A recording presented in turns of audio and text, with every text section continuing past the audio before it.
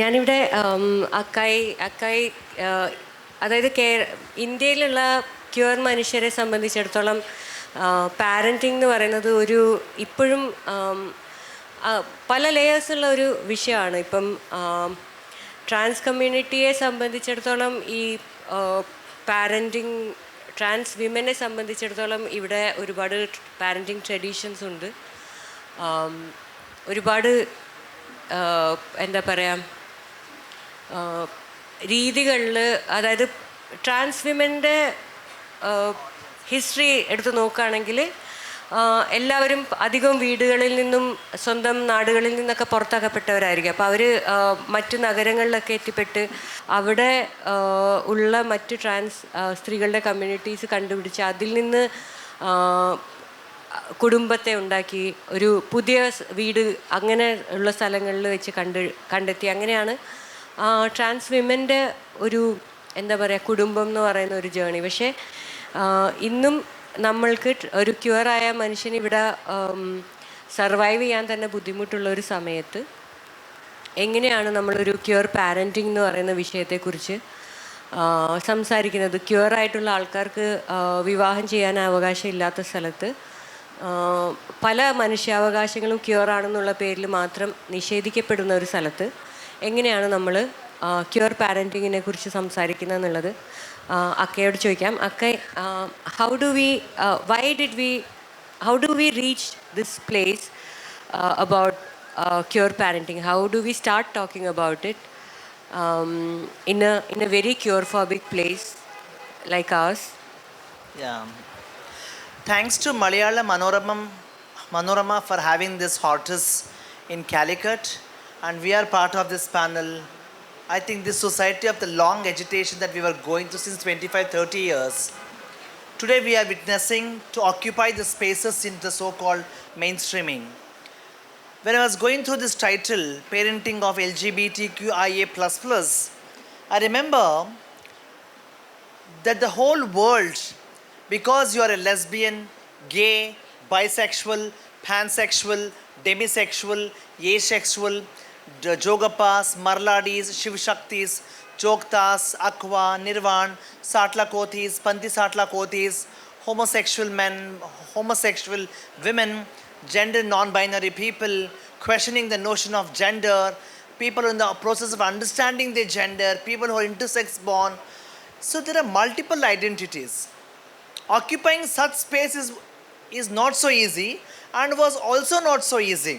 I remember the South India, when we were fighting against all forms of difficulties, all forms of exclusion, all forms of discrimination on the grounds of gender identity and sexual orientation. I remember that we were working in Kerala, we were working in Tamil Nadu, we had set the tone in Bengaluru. So that process of understanding this community was very challenging. And today, the 25 years of struggle has really brought the attention of the Honorable Supreme Court Constitution Bench and delivered such a historical verdict, including the Parliament and the state legislatures have spoken about this community. When I say this community, we are struggling with identities, struggling with families' non-acceptance, struggling with the notion of identity. So now questioning back, what is family? What is the LGBTQI++ communities? If that's the process, India itself is a family. You got it? Whether we accept Sanatan Dharma or not, that's secondary. If the so-called Sanatan Dharma is in favor of entire human community, I would say we were not excluded. Then where are these dharmas? Where are these vachanas? Where are these so-called sacred hearts that we are speaking in 21st century? I remember the 12th century, what Basavanna spoke about. Human beings first, everything next. It's not a question of your class, caste, gender, sexuality, but it's about humanity and social justice. You got it? Keeping that perspective, today speaking about the parenting, I wanted to be a woman. You got it? And I'm a colleague who was very clearly mentioning about my biography. It has many things beyond, but my question is like self-reflecting the notion of parent. Who is a parent? What are the expectations of a parent? How am I going to nurture and nurture my child as a parent? So I was born a male, I was transformed to a female. Today I identify myself as a woman. And society says, you are not a woman. And I asked Professor Tissi is also here. She's one of the co-founders of Wanded, and she's now the Kerala, professor who is working at the Kerala University. She was, like in Bangalore for so many years. I think that the whole agitation that we had gone through within the legitimacy of the constitutional framework, one. Second thing, the 2009 verdict, which said consensual sex between adults in privacy is not punishable. Judgment spoke about the constitutional morality. The 2013 judgment overturned the Delhi High Court judgment. It said it's unconstitutional, and where do we go and raise our voices? The 2014, the NALSA verdict, which recognized transgender community as equal citizens before Constitution of India. So some hopes. The 2018 judgment by the former Chief Justice Deepak Mishra, it said we are no more criminals. And the 2023 judgment of the Justice Chandrachud, Chief Justice, marriage equality is not a fundamental right for sexual minorities. So this has really brought my eyebrows high to see how it cannot be considered as a fundamental right. I am not speaking against the court, but it is the system of justice. It's a system of legislature. It's a system of plurality. It's a system of constitutional morality. If that's so, how can a system of justice can speak only from the context of a cis majoritarian man, a cis majoritarian woman? If they are okay with the fundamental right, why are we excluded under the existing parenting right?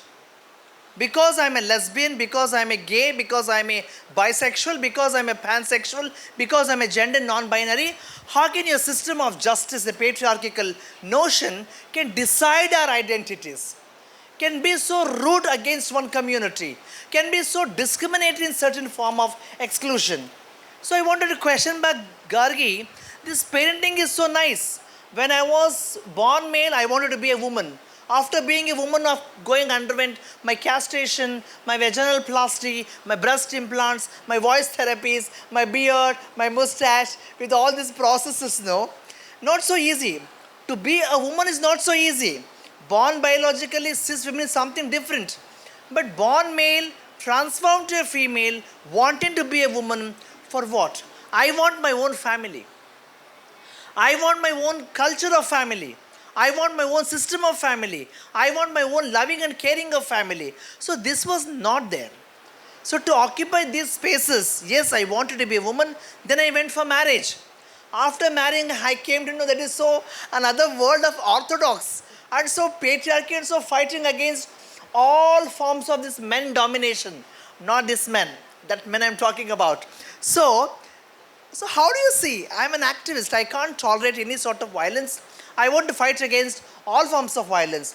And my only motto is that if you ask me, is it Akkai's personal life or it is Akkai's community life, I have chosen, I wanted to be part of my community life than my personal life. Even the personal life of going for the registration of marriage in Karnataka was not so easy.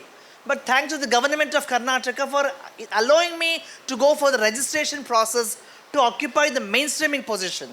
After that, later 2 years, I wanted to adopt a child as a mother, as a woman. I did legally. So fighting with you is something different. Fighting with TC is also something different.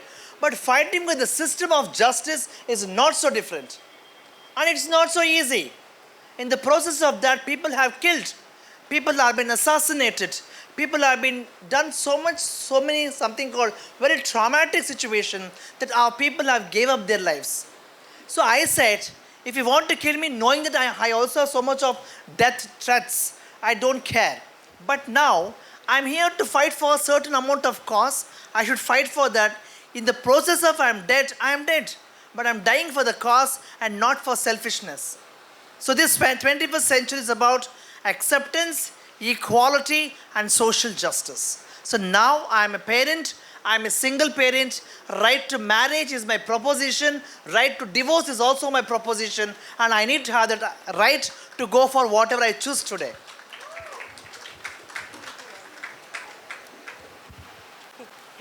Hello, absolutely, ma'am. Like, as a queer person myself, like one of our very senior activists in Bangalore, when I met them immediately after like the 2018 judgment you were mentioning about 377. We were just having a couple of beers and we were just hanging out together, and they just started crying, and they were telling me if this verdict happened just 20 years ago, so many of my friends would have survived.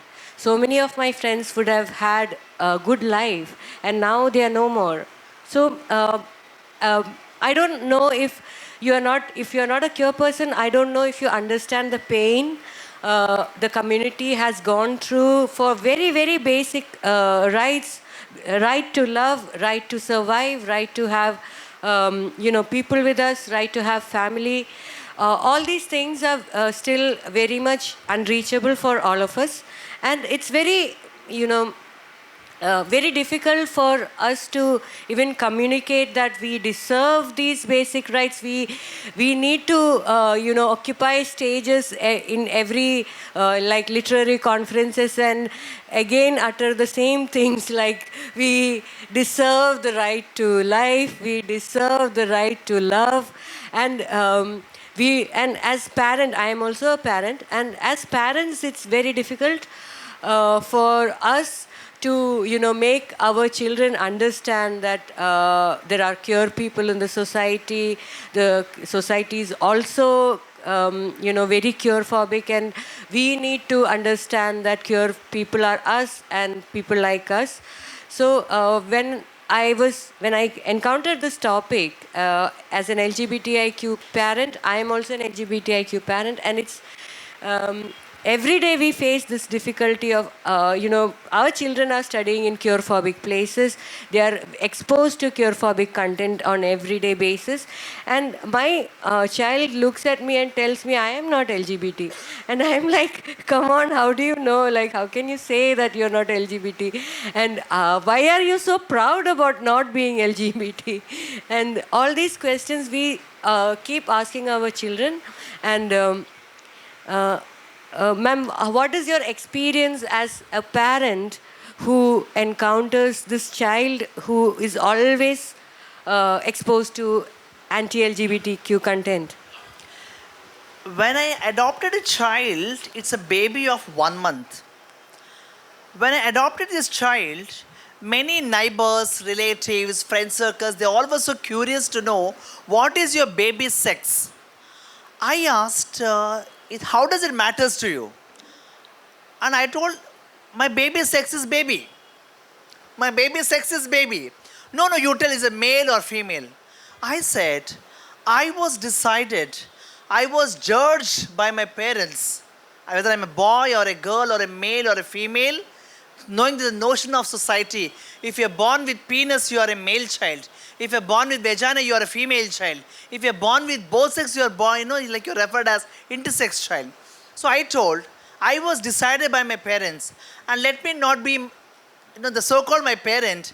I want to be a mother of non-judgmental attitude. Let my child decide in whatever age my child want to clearly identify, Mama, I am a boy, I am a girl, or I am a gender non-conformist. Let me leave my child's decision and let me wait till my child decides and tell me, I want to be that parent than to be so-called judgmental attitude woman. Knowing that it is not so easy. After my divorce, just July 22nd was my divorce application. I thank my judiciary of the state of Karnataka. Judge was in literal tears because we trained those judges to the basic concepts of sex, gender, and sexuality. She was literally in tears. You're fighting so much for this whole country and world. That was a perspective, perception. When this judgment came, and after judgment is something different life. Before judgment is something different life. Before was so hassle, that's another world. After divorce, the real challenge begins. I was really questioning back a lot to me. and fighting within me, what stupid woman you are. You wasted your time. You wasted your energy. You wasted your bedtime. You wasted your love. You wasted your self-esteem. Everything you wasted. Because always quarrel, fighting. I don't have so much time. You got it? Because there are thousands of people, lakhs of people who are dependent on our activism. I want to be the voiceless of the voiceless community's voice. You got it? So now the challenge is here. When Avin was brought to the school teachers asked, who is Avin's father? I want Avin's father. I told her, I don't have Avin's father details. I want Avin's father caste. I don't have the caste of Avin's father. I want to know the original father of the Avin. I don't know who is the original father of Avin. So until you question and we use this theatre language called actor and spectator. You got it? I told, I am the adopted mother. I am a transgender woman. When my child has accepted me as a mother, and as a mother accepted my child as a child, not son or daughter, as a child, what is the business of putting in your application? I am nurturing my child, I am nurturing my child, so you should put my caste. You should put my religion. You should put my every belonging to the child. Never ask it. So then the fundamental question, I am a single parent, transgender, ex-sex worker, ex-beggar of this community. So who brings up this pride and proudness? If you have fear, we have fear. If you don't speak out, we can't speak out. Thanks to Malayalam Manorama, the article which is bringing since 20-25 years has really changed the mindset of people. My book, I was talking to Professor Tissi here. The small step in a long journey is a autobiography of mine published by Zuban. In Kannada, it is called as Karunegondu Savalu, a challenge to sympathy. And that textbook has, wrote by Professor Dominic. That book has become text to more than 18 universities of the state of Karnataka. More than 3 lakh students have studying this whole text. It's a big move. Same book also got translated to Malayalam. I don't know the exact word in Malayalam except this. That's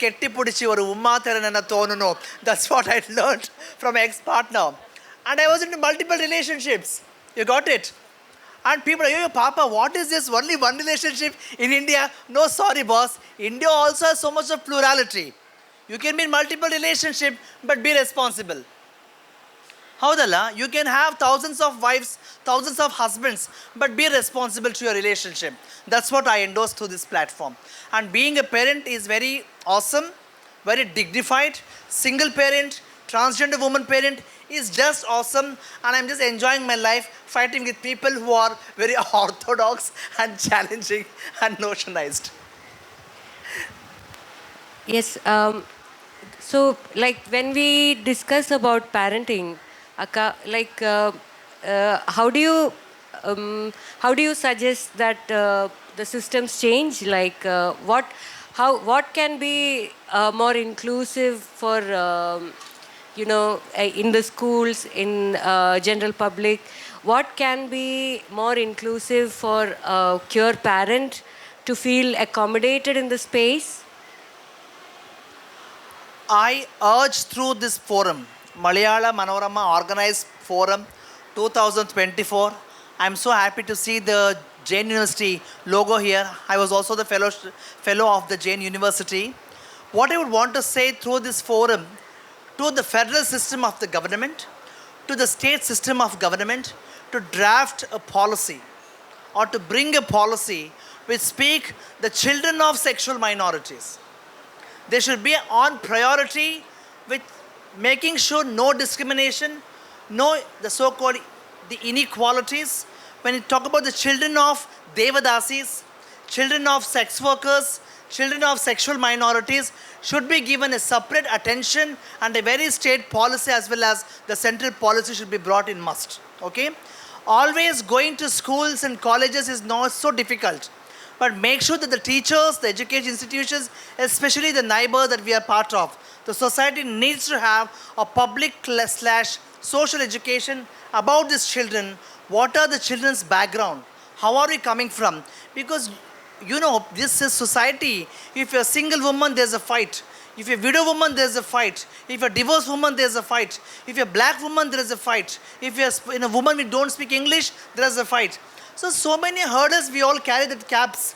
I think to fight against all of this, making sure that the policy for the children like ours, be it the children of lesbians, children of gay, children of transgender men, children of sex workers, children of devadasis, needs to have a separate, urging, immediate policy where the government shall take the responsibility. I can fight up to an extent. Finally, tomorrow, my government is responsible for this. Okay? Who knows? My child may become the president or the prime minister of this tomorrow's world. So keeping that, the dream, the broader vision for tomorrow's society, I would urge through this forum to bring in and make things happen. Thank you so much, Akka. Yes, we, I think, I work with Vanaja Collective, an organization based in Calicut, and we work for all historically oppressed communities, including caste minorities, sexual minorities, and disabled people. So we would urge, adding to what Akka said, we would urge the government to understand different sorts of historical oppressions that happen in the society and make policies which accommodate people from different historically oppressed communities and make these spaces more inclusive, more accommodative to people who are coming from very, very marginalized places. And that is we would like the central and the state government to have policies regarding all sorts of historically oppressed people with special consideration about these different oppressions that is going on. Anything more to add, Akka? I want to talk to my people here. So let them ask questions. Please. Okay, what I want to say is that bring your attention to the Malayali lullaby. When a newborn is born, his lullaby is like that. The mother chants the lullaby, Araro, Ariraro. Who this person to be? A bisexual, a gay, a lesbian, a Alan Turing, a Oscar Wilde, or Shakespeare? The mother don't know. What would be his future like? That is the lullaby meaning. Araro, Ariraro. Who is this kid going to be in future? So my question is regarding the poor cure parenting still prevailing throughout India, pan-India. Because the parents are not savvy of the LGBT genetics or the gender diversity or the rainbow genetics. They are not aware of it. So still, even when a girl is behaving like a boy, she is called a tomboy. Or when a boy behaves like a girl, he is girlish even inside the home by the mother. Even the mother treats a boy as a girl. That is the thing going on. So my question is regarding how the cure parenting to be sensitized, to be more genetic savvy or the gender diversity savvy. Just like you said, a lot of bisexuals, gays, lesbians, etc. So how we can make sensitize about the reality of gender diversity? Very simple. To have your government responsible, teach them in schools, colleges, nurseries, Montessori's, formal education, informal education, outside the system of education, within your family conversation, your relatives, your functions. Every platform needs to break its stereotypical thinking to speak a just basic information about what is sex, what is gender, what is sexuality. You are part of sexuality, I am part of sexuality. I remember this song, Ranga, you are part of sexuality. When you say Ariroro, what is that? Araro, Ariraro. I remember this Kamala Yesudas singers say, no, Ariraro, Orariro. You got it? So I think these songs which they composed, from these notions, people have brought up these huge challenges before society that doesn't or that doesn't legitimate to sexual minorities, but it's a way forward for all of us to come together to speak about these unspoken issues. In that way, I would really urge you to please, wherever you are, talk to your friends, break that barrier. Talk to your friends, break the stereotype, and make sure that we are part of your society and you are always part of our society. You can speak in your own language, I get translated, okay? So language is not a barrier, please. Yarge yav bhashe varattu matadi. Akkai, you rock. I'm hearing you first time live, but I have heard your work earlier. And I want to just give you an example and then ask you a question. Actually, I am a product of mother or parents wanting to have a son, which is a very common thing in our society, you know. And I think in this country, as long as mothers are wanting to have a son child, patriarchy is going to be there. And I'm really surprised that mothers want a parent child, being a woman themselves. So it's not only about the gender and sexuality you are talking about. Women also have serious problem in this patriarchal system. And very much like you said, so I was actually raised like a boy to take care of many things. And it took me a lot of time to even think in my own head that I am a girl, you know. So my question to you is in this sense, when you mentioned that I am raising a child, and child is taking care of me as a mother. I mean, both ways, you know, it's taking care of each other. I think you made an important point that conversations are extremely crucial. The way in this country men knows about every ball and every finger in cricket ball, I think we have to know about gender and sexuality in that way. So we have to learn from case studies how to make these conversations a very, you know, everyday conversation in life. So just want to understand from you, why are people holding themselves back to have this everyday conversation where there are many families also raising children from LGBTQ+. So I'm just curious. It's because of the laziness, because of they don't have the social responsibility and they're very irresponsible. It's also because of the whole digitalization process. When the process of digitalization thing has come now, still the poor remains the poor. The middle class remains the middle class. The rich remains the rich. There is so much of imperative I would see in the society of justice where this information is not coming together. Without you disseminating this information, so what is society means to me? What we are doing now is a big society. Not your WhatsApp universities. Not your YouTube universities. People always keep spreading false information and diluting the whole process of humanity and justice. That's how this whole, the communalism takes place. The fascist movements are taking up and up. How do you survive and sail in a ship of, this sort of injustice?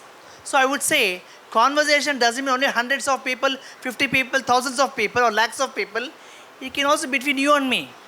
Agreements and disagreements. But how do you go together to take our country forward? Because the whole world is seeing India. And India is very progressive. Progressive in what? We should be progressive thinking of perspectives, of accepting people, non-judgmental, speak for a just and the equity society. I think if that's the reach we can really bring up to an extent to reach what exactly you asked and mentioned. Hello. First of all, I'm here. First of all, I just want to say I admire your work, and I want to ask, what role can media representation play in enabling people to empathize with queer people like us? So media role, huh? Yeah, media representation. Like, will people seeing queer people on screen or in artwork or in literature help people to empathize with us more? Most of our Indian families, especially the family system, 89 to 90% are watching television. Serials, shows, talks, everything. All these shows have been occupied by the so-called men. You got it? And these men are always carrying negative attitude towards women as well as transgender community. The negativity what they portray, they always do this stupid thing, which I want to use various terms in this context. When they assume a man wearing sari, They do so misbehaving attitude, oh, clapping hands, doing things. So this sort of attitude should be combated against them. No compromise. You got it? And we are the real community here. If you want to understand the community, please come to us. Sit with us. Know our struggles, know our challenges, know our life. You got it? So then you can portray very positively. All the news channels, some of the news channels, the TV shows, the serials, the other programs are so negativity. Yeah? So how do you ban it? I think in some of the states have challenged before the courts, saying that this show is undermining my identity. And always showing from the context of child kidnapping.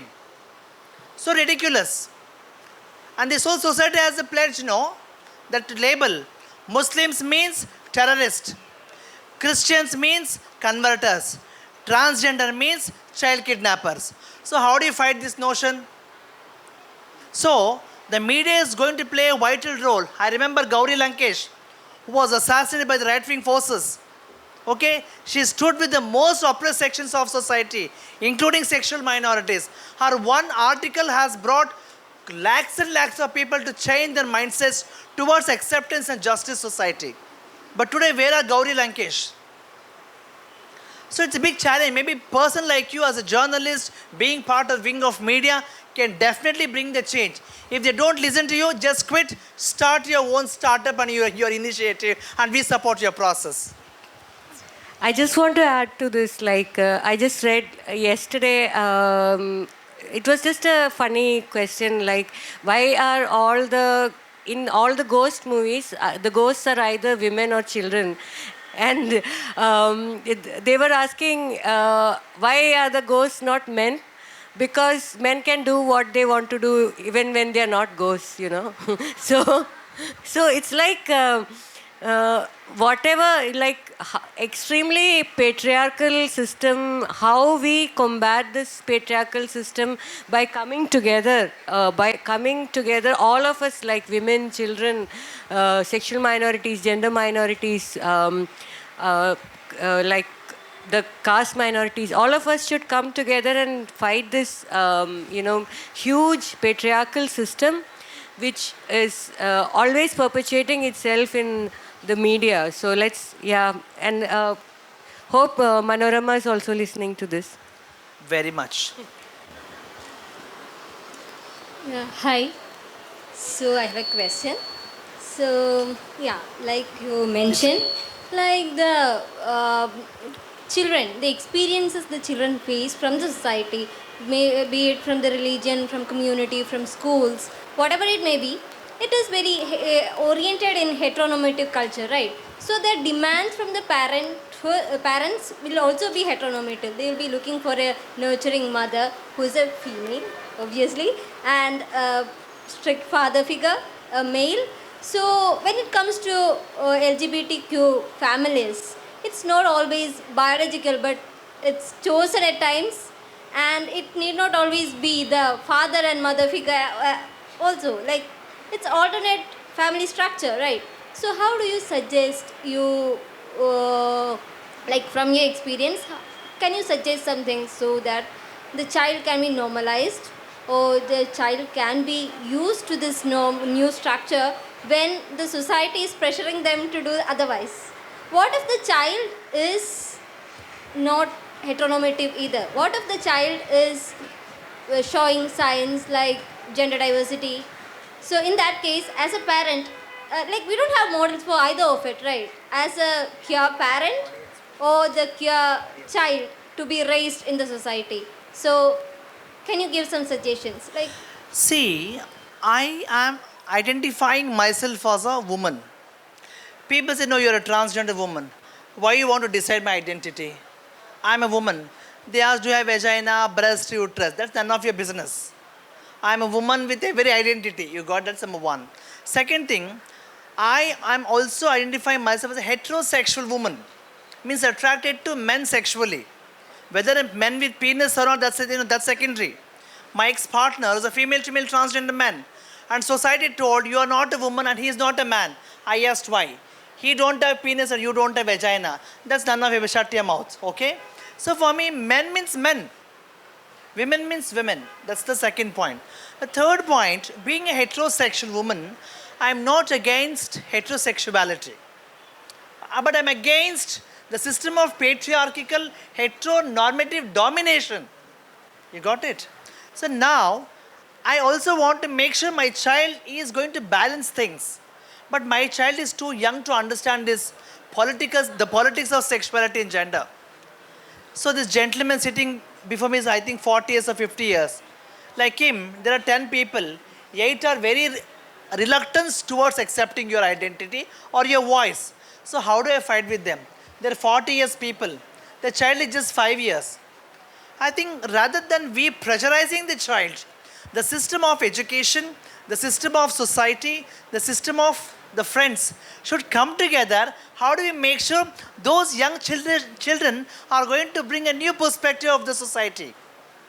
I want my child to understand the beautiful India.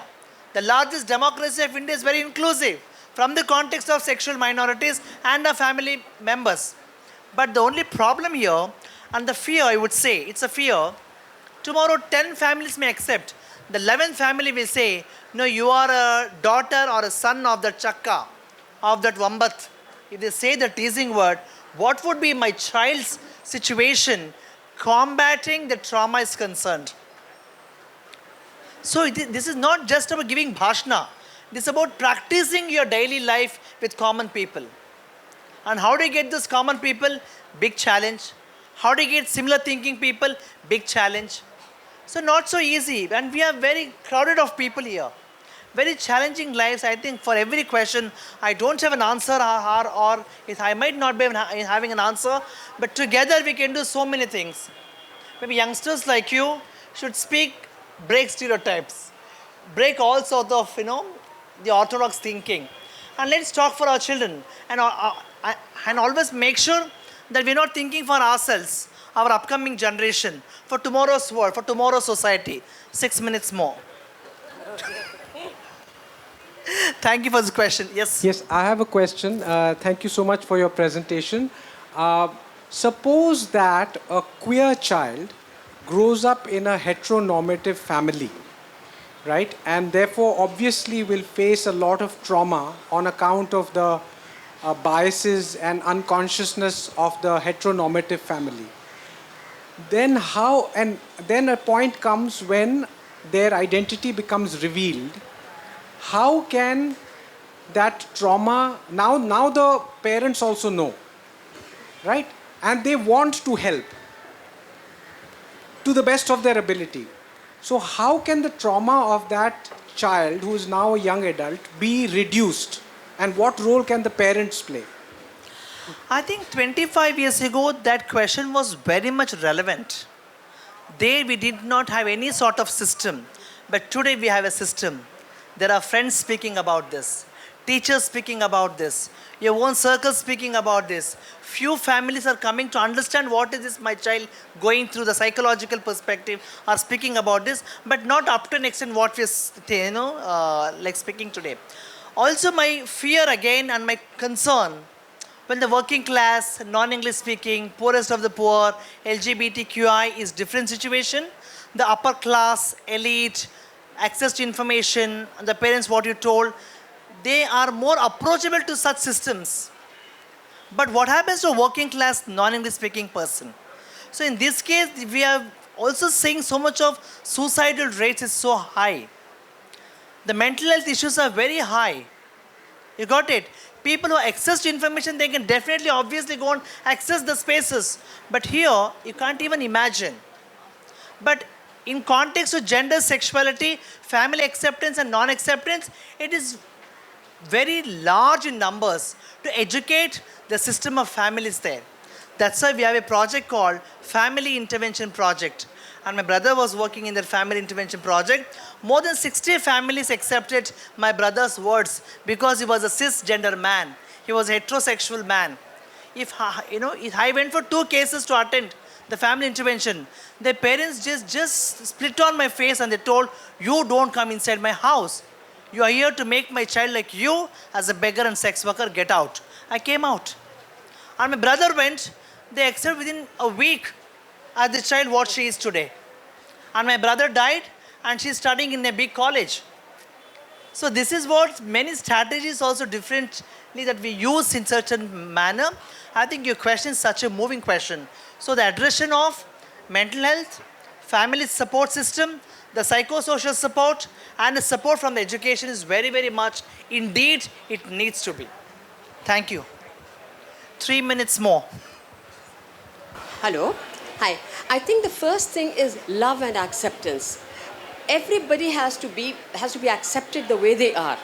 I don't know if anyone has seen the film, Tamil film, Super Deluxe. And that talks about a child who is obviously not the child of this man, but this man gets converted, becomes a woman and comes home. The love that this child has, he doesn't see this man as a man or a woman, but the love. Unless there is love and acceptance, nothing can happen. And society, sadly, is the worst criminal in this case.